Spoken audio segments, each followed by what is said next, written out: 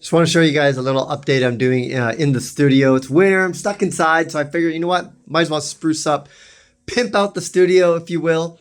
So I got these cool lights, these from a company called Twinkly, and I have a whole separate video on that, so you're going to want to watch that video, but I was just putting the setup, and I decided that what I want to do is put my website on this wall, handyandymedia.com, and I'm going to do it using vinyl fonts, that I'm going to make using this machine right here.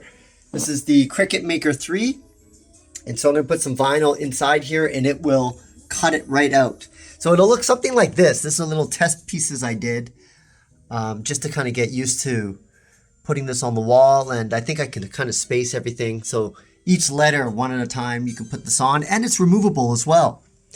But the one that I'm gonna be doing over here is gonna be pretty large, so about 12 centimeters in height for each of the letters. So Handy Andy Media is a lot of characters, so I'll have to figure out how long it's going to be to get the whole thing on there. So the next step basically is I just got to use the Design Space Studio.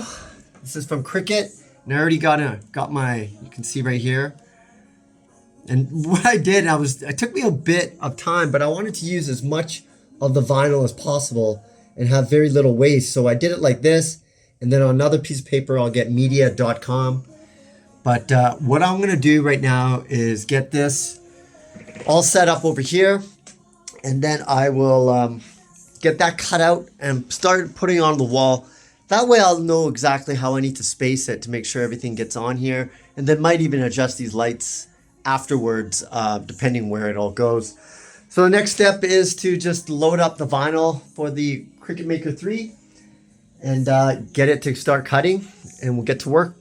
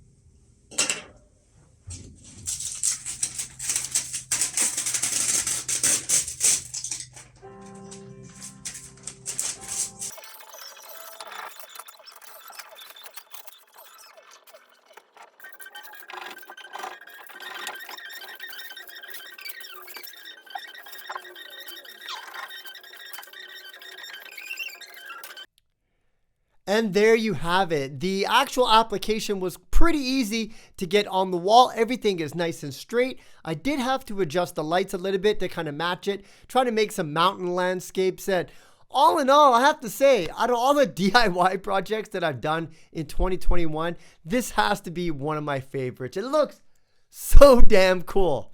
Once again, folks, my name is Andy Baryer. Make sure you go to my website, Handy Andy Media, and subscribe to my YouTube channel if you like DIY, how-to, and tech content.